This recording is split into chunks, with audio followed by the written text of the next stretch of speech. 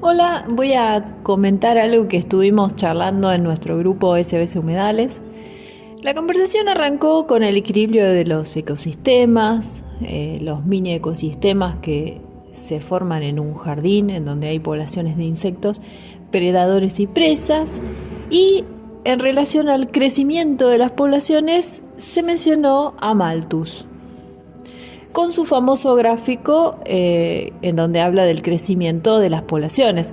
En realidad, Malthus hacía referencia al crecimiento de las poblaciones humanas, solo que fue tomado por Darwin, en su teoría de la evolución por selección natural, como el crecimiento de las poblaciones en general, sea animales, plantas, en un ecosistema. A Darwin le sirvió este análisis en biología, en la interpretación biológica de la reproducción de las especies. Sin embargo, Malthus, con su ensayo, no tenía para nada ese objetivo. Más bien, el objetivo de Malthus era el contrario. Él quería demostrar una interpretación teológica y de ahí llevarlo a la economía y a la política. Vamos a hablar de él, porque además he escuchado que lo citan actualmente como referente en economía y en demografía humana. Thomas Malthus se hizo famoso por una serie de ensayos en la Inglaterra victoriana del siglo XIX. En los ensayos incluía un gráfico que dibujaba el crecimiento de la cantidad de personas, no especifica bien cómo mide esto, y de alimentos en función del tiempo. Para él, la población humana crece de manera geométrica, hoy decimos a estas funciones exponenciales, y la producción de alimentos crece de manera aritmética, esto es, dibujando una función lineal en donde hay una pendiente positiva en ascenso, digamos. Él advertía que cuando estas líneas se cruzan, ocurre la catástrofe malthusiana, en donde la producción de alimentos no alcanza para abastecer a la población creciente. Sin embargo, Malthus no era matemático, no estudió exhaustivamente datos empíricos, ni tampoco hizo experimentos. No era científico y su famoso gráfico era puramente una invención teórica.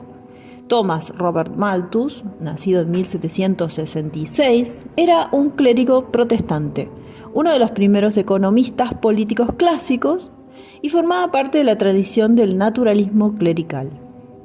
Para Malthus, y acá lo cito, la suprema deidad había dispuesto mediante los designios misericordiosos de la providencia que la población siempre tendiese a hacer presión sobre los medios de subsistencia. En 1834, el reverendo Thomas Chalmers, seguidor de Malthus, intentó fusionar la teología natural con la economía política malthusiana en el primer tratado de una serie de 8 volúmenes, los tratados de Bridgewater, obra financiada post-mortem por Francis Henry Egerton, octavo conde de Bridgewater. Esta fue la mayor tentativa sistemática del siglo XIX para crear una teología natural que dominase todas las áreas del conocimiento de la época. Vayamos antes en el tiempo para entender esto. En la Ilustración, antes de la revolución científica de los siglos XVII y XVIII, reinaba en Europa la visión escolástica del mundo. En el mundo medieval, feudal, europeo, la teología estaba basada en las escrituras y en la antigua filosofía aristotélica.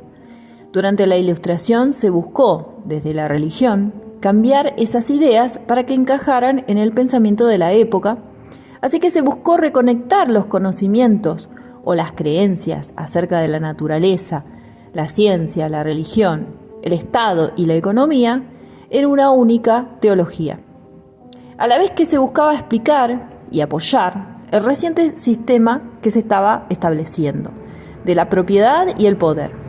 El poder económico y político estaba pasando, en algunos lugares lentamente, en otros rápidamente, de la nobleza a la burguesía.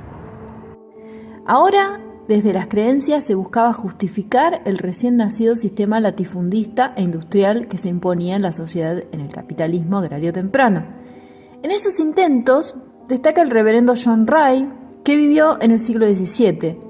Fue uno de los fundadores, junto a Robert Boyle, de la Real Sociedad de Londres, a la que se unió también Newton. En su libro La sabiduría de Dios manifestada en las obras de la creación, de 1691, John Ray critica las posturas ateas y materialistas, critica a Epicuro y a Demócrito, los antiguos atomistas griegos. Él decía que el turbulento curso de los átomos era incapaz de componer la estructura ordenada del mundo natural como lo conocemos. Tampoco aceptaba la visión de Descartes, quien, influido por los antiguos materialistas, defendía la noción de materia en movimiento separada de los fines, dejando únicamente a Dios el acto de la creación original y el establecimiento de las leyes del universo. Ray, en cambio, recurrió a la teleología, a razonamientos a partir de las causas finales, que las cosas cumplen un fin en el designio divino. Por ejemplo, que la postura erecta de los seres humanos estaba expresamente diseñada para sostener la cabeza. Ray utilizó la analogía de un reloj.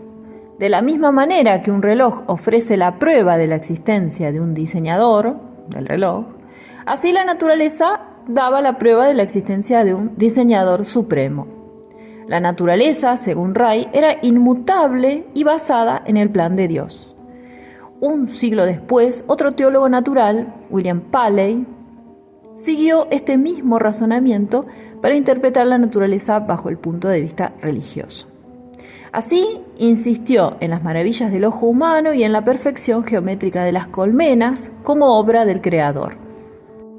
Había habido razones para la división de la propiedad entre la humanidad, necesaria para el desarrollo de una comunidad grande y mezclada, que fueron ratificadas por Dios. Así se justificaba la apropiación burguesa de las tierras, que antiguamente habían sido los feudos, tal como los nobles habían hecho en el pasado. En ese ambiente, en 1798, se publicó en Inglaterra la obra de Malthus, primero de manera anónima.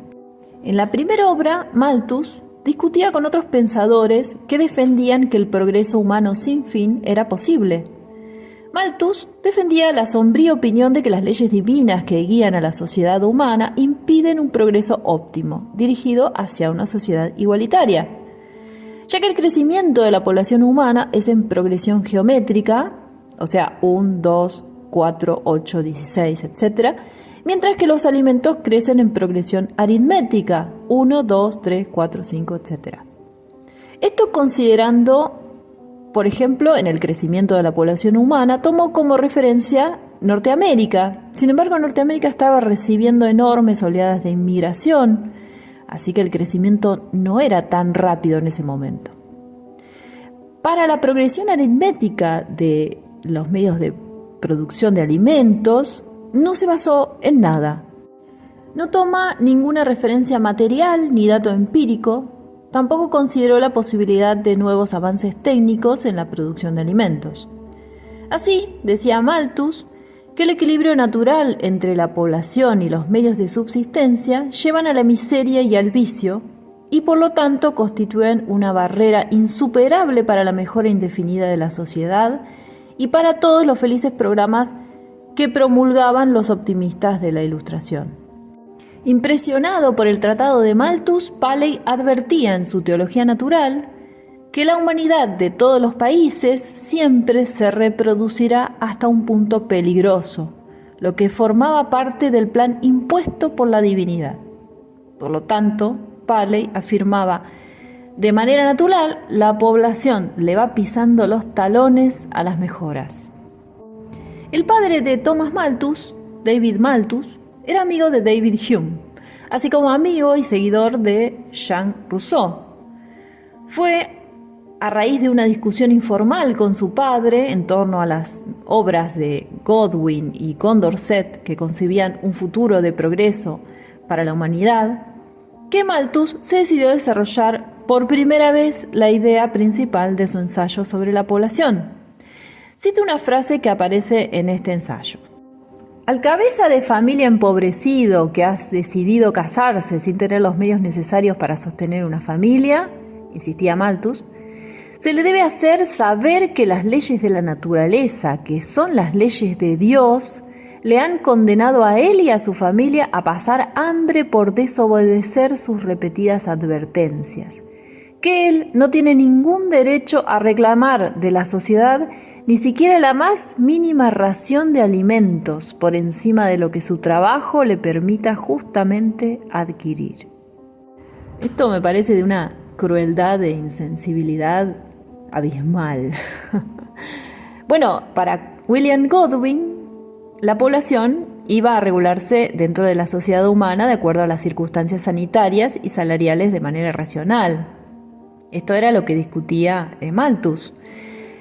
Godwin pensaba que para mejorar las condiciones de la sociedad humana había que promover la igualdad y la justicia con la esperanza de que los remedios, y algunos de los cuales ni siquiera podían concebirse en la actualidad, decía Godwin, estuviesen disponibles a tiempo para su puesta en práctica para afrontar las contingencias tan remotas como la superpoblación humana. Pero Malthus negaba la posibilidad de un control consciente de la población. Decía que si existía la posibilidad de cierta restricción moral, acá entre comillas, de los nacimientos, esta solo era posible en las clases altas. Agregaba que el control poblacional de las clases bajas era mediante los efectos de la pobreza, el vicio y la miseria. Decía que si la guerra, las enfermedades estacionales, las epidemias, la peste, todo ello fomentado por periodos de escasez de alimentos y el hacinamiento, fracasaban en su objetivo, la hambruna parece ser el último y más espantoso recurso de la naturaleza. Malthus no solo observaba esto, sino que proclamaba que no había que interferir en ello, criticando las leyes de asistencia social de Inglaterra. Malthus decía que la aplicación de ayudas sociales era, según él, un modo de exponerse a desastres mayores y rebajar la situación de las clases más altas. Y lo citó: todos no podemos compartir por igual los dones de la naturaleza, por lo que se deduce de las inevitables leyes naturales que algunos seres humanos deben sufrir de necesidad. Estas son las personas infelices que no tienen suerte en la gran lotería del mundo. Lo increíble es que Malthus podía imaginar un control poblacional moral de restricción de los nacimientos en las clases altas, pero no podía imaginarlo en las clases bajas. Por eso decía que no había que hacer nada por mejorar la situación de las clases bajas. Proponía, a modo de ejemplo, las condiciones de equilibrio alto de Inglaterra, en donde la aristocracia, la pequeña nobleza y la clase media tienen la posibilidad de disfrutar del gran banquete de la naturaleza, aunque solo si se mantenía a los pobres alejados.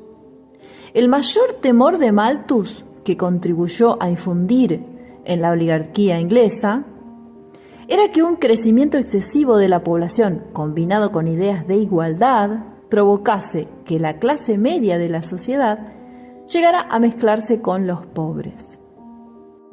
Malthus murió en 1834.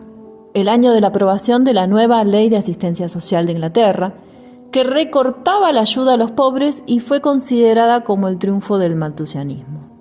Esta legislación estaba dirigida a asegurar que los obreros y los pobres considerasen la explotación en los lugares de trabajo e incluso la posibilidad de irse muriendo de hambre como una alternativa preferible a la de buscar ayuda mediante las leyes sobre la pobreza. Thomas Chalmers, discípulo de Malthus, escribió que el mundo del comercio y del mercado era una de las máquinas animadas de la sociedad humana y la marca del intelecto que la concebía y la daba a luz, el agente superior, la mano invisible que regula los mercados de Adam Smith, según la cual el interés propio promueve el bien general a través del mercado. Posteriormente, esas ideas fueron relacionadas a la teoría de la evolución por selección natural de Darwin, en una deformación o una falta total de interpretación de las mismas, y de ahí nació el llamado darwinismo social, que sabemos cómo continúa, en el racismo, el fascismo, la discriminación. Las ideas de Paley, Malthus y Chalmers Los clérigos naturalistas fueron y siguen siendo una enorme amenaza contra las ideas de igualdad y a las posibilidades de alcanzar un equilibrio entre las sociedades humanas y la naturaleza, ya que son totalmente contrarias a un control racional de la población y los bienes comunes, y a lograr un equilibrio consciente y bienestar. La teología natural es absurda. La ciencia actual, que pretende entender la naturaleza desde el punto de vista materialista, sumado a la valorización de la diversidad de las culturas que promueven un equilibrio y bienestar humano con la naturaleza, son de gran utilidad para combatir esas ideas nefastas.